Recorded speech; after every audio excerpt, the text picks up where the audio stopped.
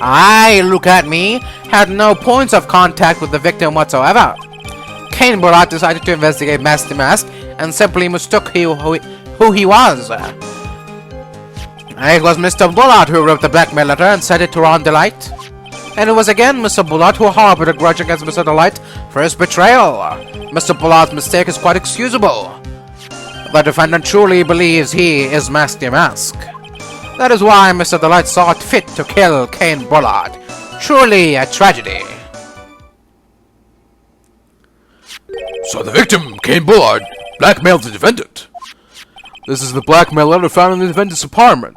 A handwriting test confirms that Mr. Bullard was indeed the one who wrote the letter. What? Impossible. Very well, Mr. Wright. Begin your cross-examination.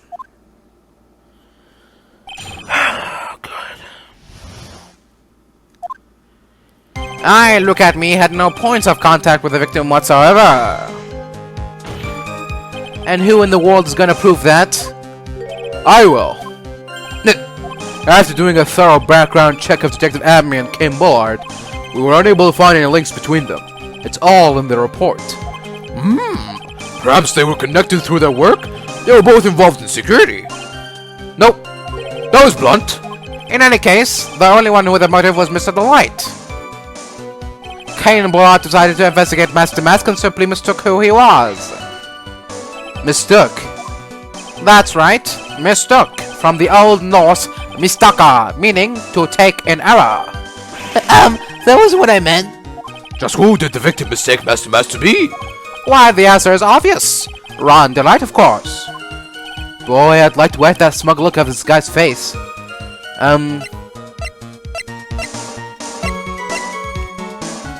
Sure, why not? Let's see what happens. Why would the victim mistake the defendant for Master Mask? Don't you already know that? Zvari, take a look at this newspaper. Oh, that's the famous Tear of Eminon, a magnificent jewel. That photo shows a magnificent detective as well, does it not? Furthermore, it also shows an ugly god, namely, a defendant. The defendant? The victim clearly misread the article and Zvari! He got the wrong impression. The impression that this ugly security guard was in fact Mask the Mask. I see. That was an unusually reasonable detection. It was Mr. Bullard who wrote the blackmail letter and sent it to Ron Delight. You mean this blackmail letter right here? It says, bring $50,000. And the handwriting is without a doubt the victim's. There's no mistake. We have an official report to prove it. But I don't see an addressee on this letter anywhere. An addressee? This letter was discovered in Ron Delight's apartment, and Mr. Delight did show up at the designated place and time. The fact that there's no addressee is irrelevant. I wonder... What's up, Nick? I just had a thought. What if that blackmail letter wasn't meant for Mr. Delight? Whoa, do you have any evidence of that? For some reason, I just can't shake the feeling that there's something not quite right about this blackmail letter. Well, everyone, are you quite satisfied? And it was again Mr. Bullard who harbored a grudge against Mr. Delight for his betrayal. What do you mean by that? Oh my, I was certain you were already aware. Zvari! KB Security has lots of security info on all sorts of companies. And so as a security team chief, I stole data from the company. Cain Bullard had yet to forgive young Mr. Delight, which is why he sent him that letter upon mistakenly believing he was a thief. Here's a file that we discovered in Mr. Bullard's office. Evidence that Mr. Bullard was receiving money through blackmail. However, isn't this a bit odd? Why did the defendant pay Mr. Bullard the money, even though he wasn't actually Master Mask? On that point, there was an unfortunate bit of chance. Mr. Bullard's mistake is quite excusable. The defendant truly believes he is Master Mask. Do you really think that story is gonna hold up? That assertion is not merely my own, I'm afraid. What do you mean? I have here a memo from Ron Delight's wife, Desiree Delight.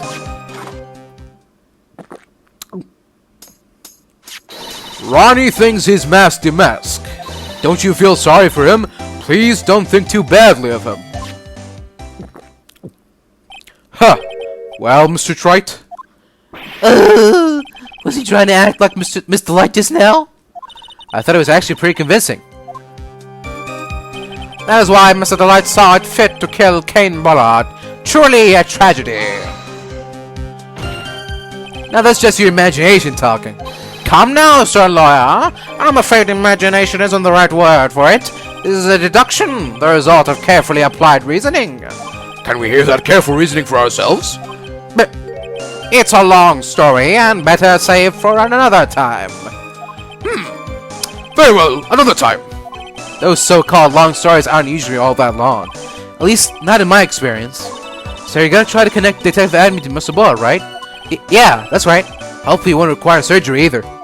In that case, I'll have to talk about the blackmail. That's true.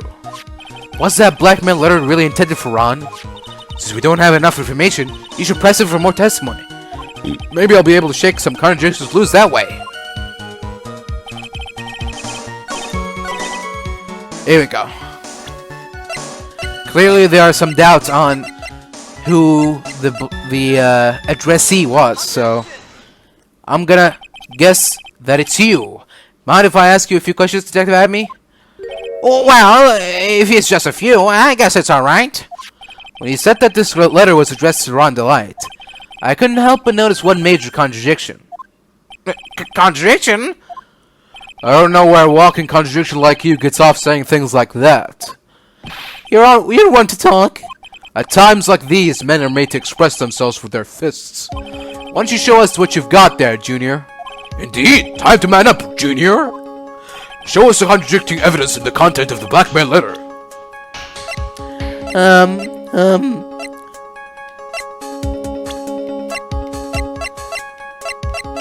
Like Admy himself, like he wouldn't know or something? I don't know. Ha! A little 2-1 punch like that wouldn't even faze me. I think he mean 1-2 punch. Mr. Wright, try thinking things through a little more before finding faults with others. What? Ouch! I sure felt that punch, Your Honor. Anyway, let's try reading the blackmail letter one more time. There's gotta be something off about it somewhere. Very well then, witness. Please proceed with your testimony. Let's see. Okay. If you don't want to try to reveal, if you don't, I'll take that. Oh, for Christ's sake. If you don't, I'll take that red diamond you received the other day instead. Damn it. Alright. Okay. Now I've got proof. Okay. I just jumped the gun there. Whew. It's too hot today. It's too hot. There we go. Take a good look at this newspaper clipping. It contains a picture of the tear of Emanon, the stolen jewel. What about it? The problem is this jewel's color. Color? I'm not much for discussing colors myself. According to the clipping, the color of the stolen jewel was blue. However, in the blackmail letter, a totally different jewel is mentioned. I'll take that red diamond you received the other day. Red? Which means, the red diamond described in the blackmail letter is not the tear Emanon the mask stole at all. And your point is, Mr. Trite? So you're trying to say that this blackmail letter was intended for someone else? That is what you're trying to say, right, Trite? That is what you're trying to say, right, Trite? Well, that is what you're trying to say, right, Trite? Yes. That is what I'm trying to say. This is who Cain Bullard was actually blackmailing. Here we go. Naturally, it was you, Detective Admy. You have some sort of basis for that claim? Yeah, I've been personally involved in every single mask-to-mask case. And in the last case, you recovered what was stolen. And received a jewel as your reward. A jewel? Probably the one wrapped conspicuously around your finger. That red diamond ring! That is the diamond referred to in the letter. Which means that Cain Bullard rubbed that Wrote that letter in order to blackmail you. Ah! Order, the court! Order, I say! It seems you've gone too far with your childish pranks, Mr. Trite. Uh-oh, I don't like the way he said that. Came Bullard blackmailing Luke Atmey. Are you for real? Yes, I am for reals. Nick, come on, stand up to him. Then answer me this. The blackmail letter contains the following passage. If you don't want your identity revealed to the world... Yes, it certainly does. Cain Bullard threatened to make Luke Atmey's identity public knowledge. An identity he wanted to keep a secret. So just what was that identity? Atmey killed Cain Bullard because he was afraid of a secret becoming known. What was the identity he wanted to keep secret? This is what all it comes down to, Nick. The identity that Luke Atmey wanted so desperately to keep secret was... The identity of the... Fuck. The identity that Luke Atmey wanted to... The identity that Luke Atmey wanted to so desperately keep secret was his identity as... There we go. Luke Atmey was a blackmailer. Objection! Hey now, isn't that a little different from what you've been saying? You said that Cain Bullard was the one blackmailing Luke Atmey. Are you saying that Atmey was blackmailing someone else on top of that? You have to admit, that does sound a little odd. It's not odd. It's the only thing that makes any sense. Cain Bullard was blackmailing Luke Atmey. But Ron DeLite was also being blackmailed by a certain someone. So, did you start receiving blackmail letters after this incident? Yes, just a few days after the tear of Eminon heist. After that, I started getting the plans in the mail. I received plans from some very kind person. Incredibly detailed plans. Detailed plans? In which case, that would mean the Ron DeLite was actually mask to mask. That is what we are claiming. Someone else came up with the plans and had Mr. DeLite steal his targets from him. And that someone was none other than Luke Atmey. Shh! Silence!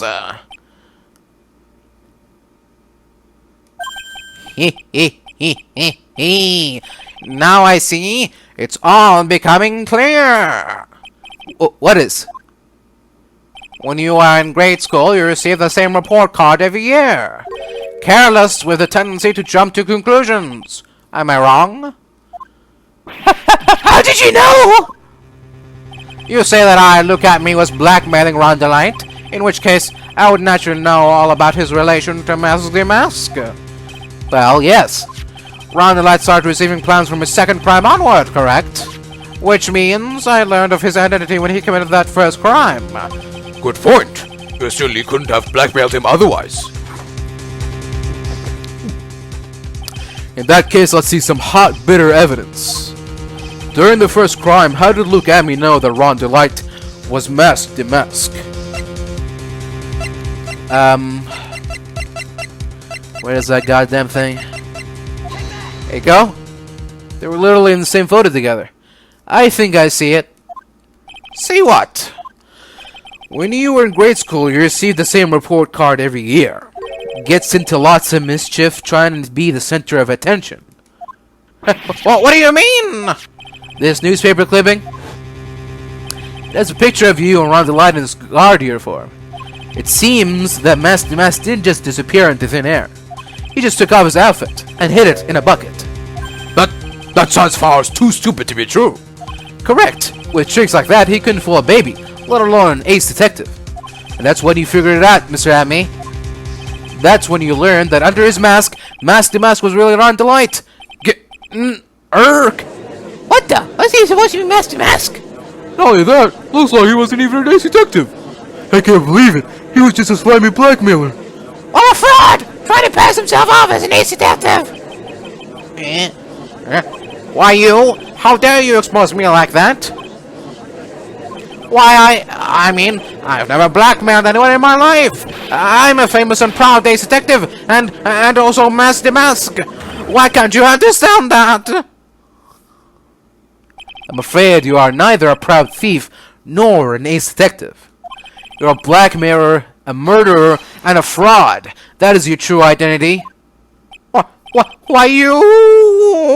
How dare you even dare somebody to tell me depths? Why not do something yourselves with those blind materials? You're real fools, I say. None of you can brave my genius. You all just jealous. So go on, discriminate, eat, discriminate. This is the great detective. France, go over it.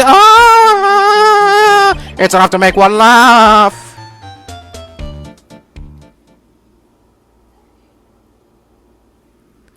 It would seem we finally arrived at the real answer. That was quite a performance by Mr. Atmey. Bailiff, please prepare a cell for Mr. Atmey. Objection!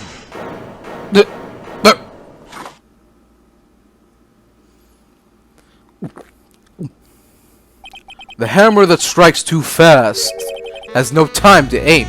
What do you mean? I'm already prepared to deliver my ruling. Allow me to say one thing. I will be the one to judge. You don't get much more in your face than that. It appears that your claws weren't quite sharp enough, Mr. Trite. What do you... It's true that you've proven a lot of things. Things like Luke Atmey was a filthy blackmailer. That he wasn't at Lordly Taylor the night of the murder. That's right. That's why he's the one who killed Mr. But there's still one thing we have yet to prove. What's that? Just because he wasn't at the warehouse doesn't mean he was at the murder scene. Therefore, if you can't prove that this pitiful excuse for a man was at KP security, then I don't see how a verdict can be delivered. No way! Order in the court! Well, Mr. Wright? This is it. This is the final round. I've got to prove that Atmey was at Mr. Bullard's office on the night. But can you really prove that? That's long enough. Mr. Trite, I want to hear your answer. That night, Luke Atmey was KB security, and the defense can't prove it. I can't prove it. Just as I thought. But if we hear more of Detective Atmey's testimony... Objection!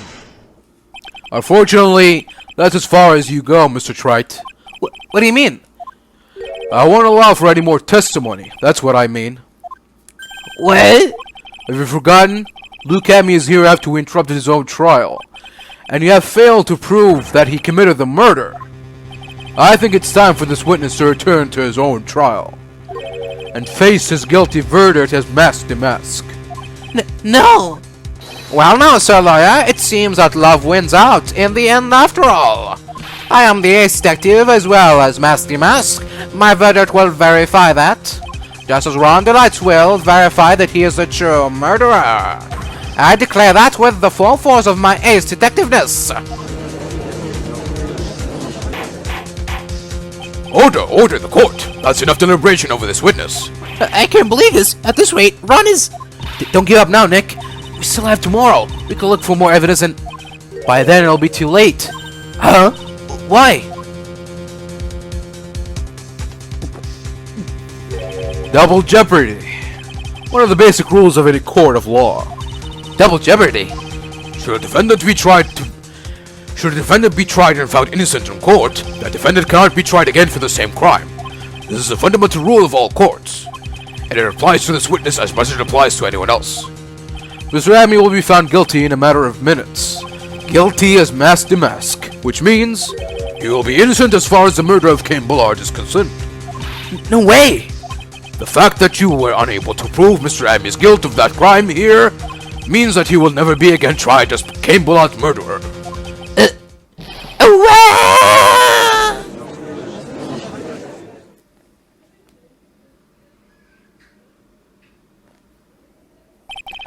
Now there's nothing I can possibly do to win. Even if Ron is claimed to be innocent, the real killer, Luke Atmey, will go free. We have cross-examined every statement the witness has made here today. As long as there is no more testimony, I'm afraid that I have declared that there will be no further questioning of this witness. Are there any objections?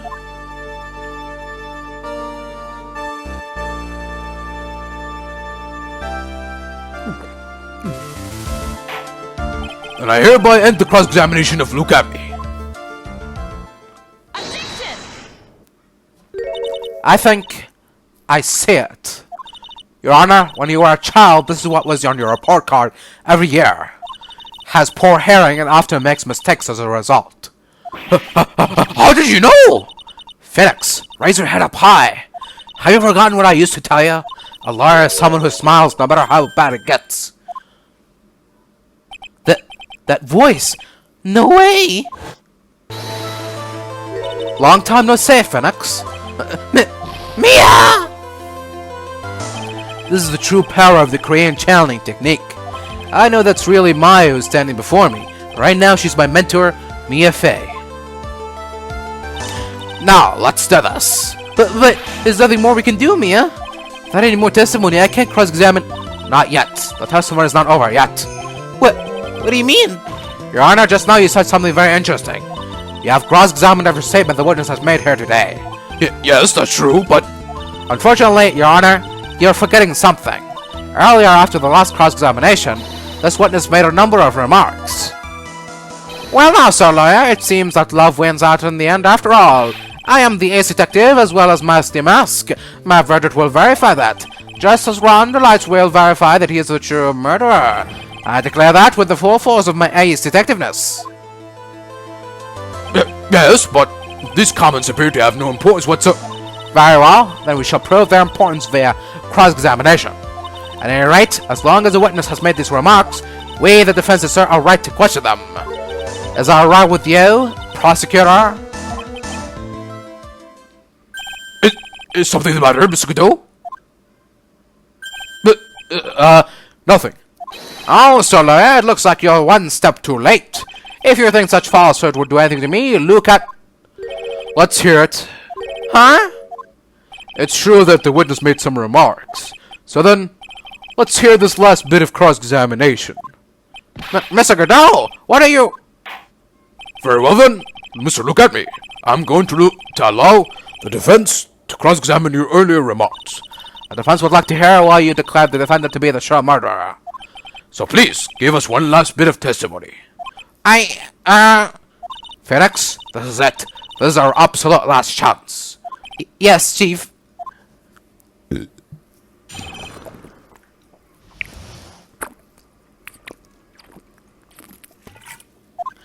Indeed, it is true that I was not a Lord Taylor. I had to leave to see about another vitally important job request. I had known about the date beforehand, so I had this photograph readied. My brilliant deduction was what informed me that the true culprit was Ron Delight. And thanks to the keycard and wallet, it was abundantly clear that he was there. I was also able to make a deduction from the buzzer, which only sounded once. The button did not leave any fingerprints on it. Why? The victim would have left prints if he sounded it, which means the killer sounded it. Mr. Delight was wearing his mask outfit, which is why he left no prints. And the blackmail letter, the victim likely just mistook the color of the jewel. Zvari! Therefore, all the evidence points to that poor boy. What? This testimony actually seems to hold up pretty well. No, it doesn't. The witness's earlier remarks do not appear to have been hastily prepared. All of his points have been explained, and none of them seem to contradict anything. But of course. But how did you know about the emergency buzzer? The police investigation documents went directly through me. And I always look over all the documents. It's elementary, Sir Lawyer. Grrr. Are you going to make even more trouble for us now, Sir Lawyer? I will not allow any of your usual shenanigans, Mr. Wright. Yes, Your Honor. We cannot postpone Luke Atmey's trial any longer. This is your last chance. Hang on a sec. Just one chance? Ha! Seems that the party is about to begin. Well, Phoenix, there isn't any evidence that contradicts that testimony. So it seems. What do you mean, so it would seem? Listen, Phoenix, pointing out contradictions doesn't always mean you have to present evidence, does it? At any rate, this is our last chance. If you can't point out a case-breaking contradiction, you lose. That's all there is to it. Cup number 17, the last cup. It seems like the time has come to put an end to this trial. I had to find a fatal contradiction in this testimony, and I need to point it out without presenting evidence. Which means all I can do is find the contradictory remark and press it. Remember, you only got one chance. Very well then, Mr. Wright. Please begin your final cross-examination. Alright. I think this is pretty simple, alright? He couldn't have known about the buzzer sounding once, right? And he couldn't have known about that too. There you go. Mr. Atmey, about this last remark, but you still don't get it, do you, trite? This isn't the time to be pressing the witness on every little statement. I'm afraid you're the one who still doesn't get it, Mr. Godot. What?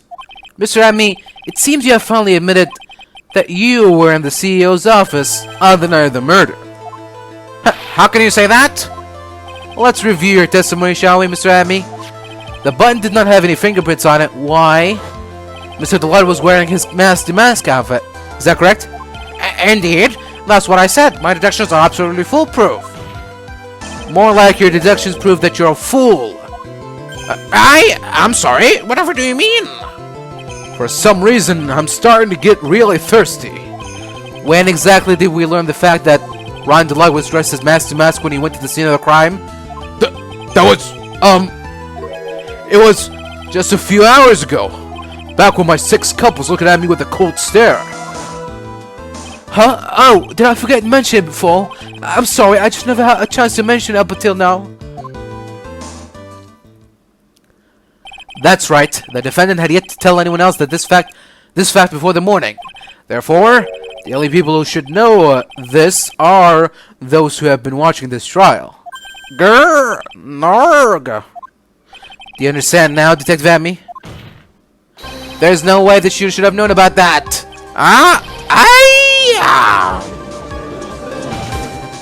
You were in the next courtroom being tried to mask to mask. So that enlighten us. Just how did you know about that piece of information? Okay. Well... Come on, this detective must have known about it. He probably had plenty of chances to find out beforehand. And it's those chances that I want to discuss next. That night, Mr. Delight was wearing his mask-to-mask outfit. There's one and only one way for Detective Atmey to have found that out. Only one? One way, you say? Please recall, if you will, Mr. Delight's testimony.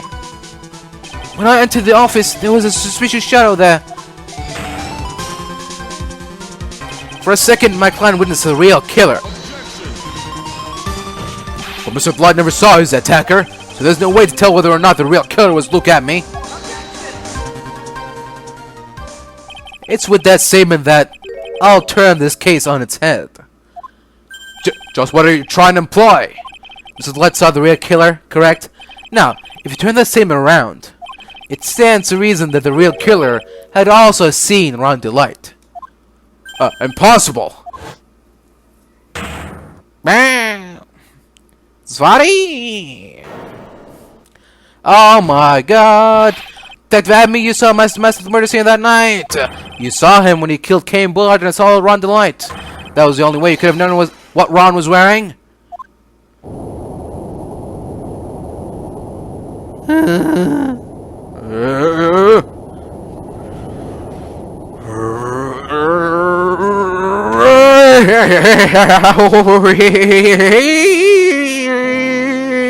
Take a good look, everyone. Unable to find the rival worthy of my genius, I was forced to create one by myself. Here I am, the tragic clown. That's the same line you gave yesterday. But I think there's a little more meaning behind it this time. Oh, yeah.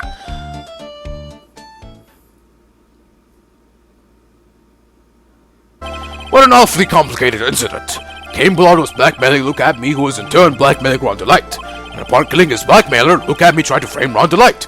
He then claimed to be guilty as Master Mask in order to escape his true crime. And to that end, he came up with this plan to use the double jeopardy rule and make it his alibi. At any rate, it would seem we finally found the truth. Excuse me. I came perilously close to besmirching the record of an innocent young man, besmirching him with the title of murderer. Don't ignore me! Oh, I didn't realize you were there. Why wouldn't he be? About the verdict. I know. You never committed any murder. That's right. I'm so glad you understand that, but I really am Master Mask! Huh? So, thanks to that trial yesterday, I'm innocent now, right? What was it you said? Double Jeopardy? Now that you mention it, I've been careless. Careless? What do you think, Mia? As the defendant says, the rule of double jeopardy is absolute. A defendant can never be tried twice for a crime in which he was found innocent. Then, Master Mask is really innocent? It would seem so. For now. For now? Now then, this court finds the defendant not guilty.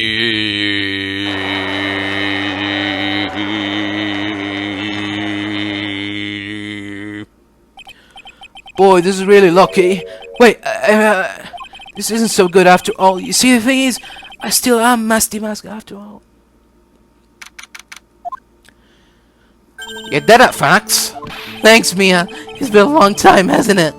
Yeah, it's because Maya doesn't call on me much these days. Oh?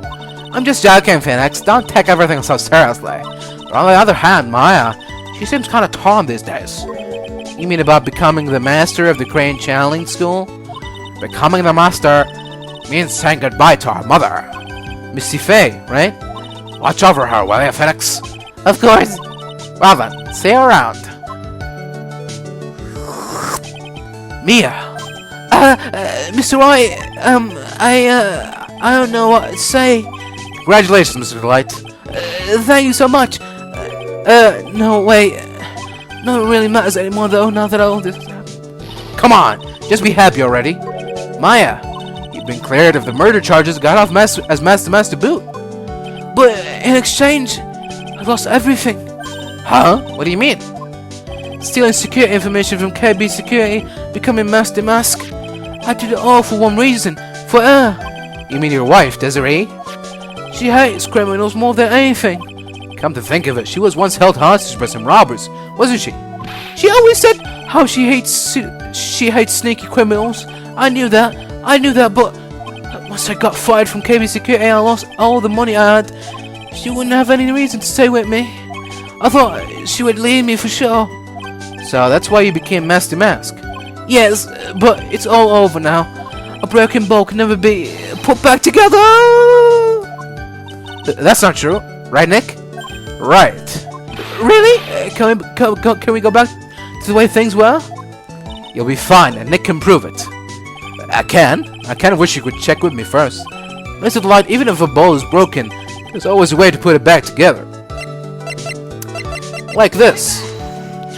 The sacred urn. Desi was the one who found this. Desiree, your wife, she's always believing in you, Ron. That's why you'll be fine. You don't have to worry about anything. There you are. Mr. Light.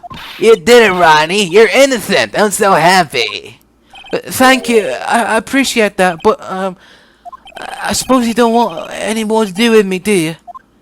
Ronnie, why don't you talk to me about what's going on? I had no idea you quit KB Security.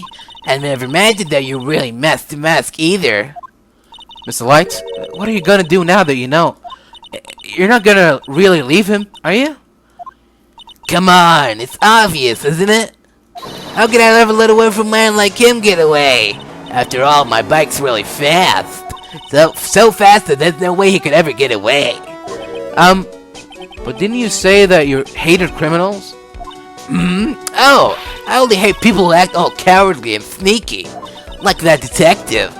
I see. My Ronnie went and declared his crimes before he committed them, like a man. I just love a man who's so chivalrous. Chivalrous? I knew I was right about you. Every day I spend with you is filled with thrills and excitements. Desiree, you really do love Ron, don't you? Nicky boy. Yes? I'm really glad I asked you to defend my Ronnie. Thank you so much. I'll never forget what you've done for us. Oh, well, take care of yourself. You too, Nicky boy. Gulp. I can feel my face going red. Mr. Nick, Mrs. Maya, congratulations. Gasp.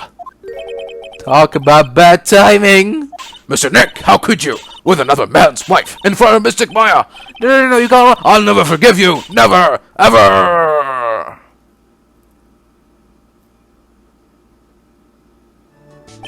So just as the case came to a close, so too did my consciousness. Ron said a broken ball can never be put back together, but I know that's not true. I mean, just look. Here's a perfect example of one that was put back together even better than before.